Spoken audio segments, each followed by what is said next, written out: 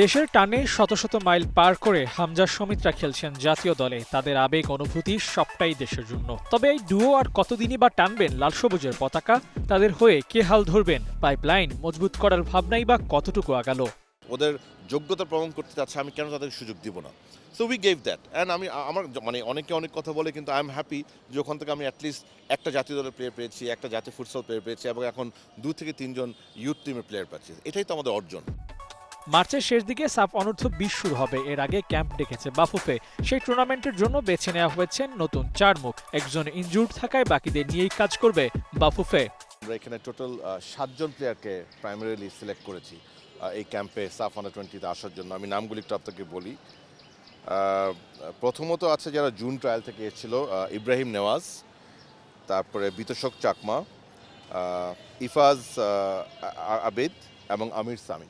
এই 4 জনকে আমরা প্রাইমারি যোগাযোগ করেছি। তার মধ্যে আনফর্চুনেটলি ইফাজ ইজ ইনজুর্ড, ওর বোধহয় he has some injury issues, so unfortunately সে আসতে পারবে না, ও আমাদেরকে জানিয়েছে।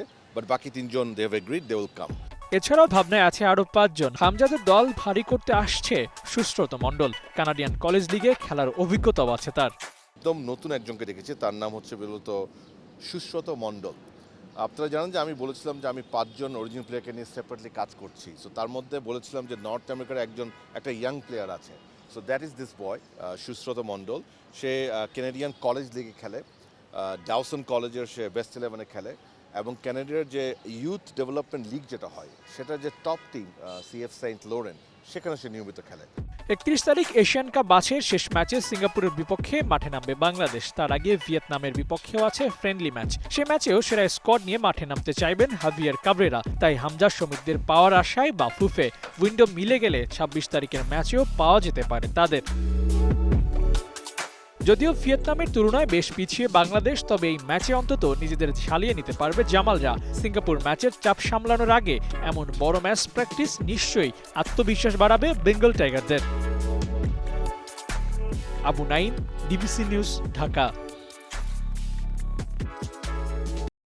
অ্যান্টি স্লিপারি টেকনোলজি ও সফট টেক্সচার টাইল, নরম ঘাসের স্পর্শ, সাপোর্ট গ্রাস ম্যাট, নান্দনিকতার ছোঁয়া।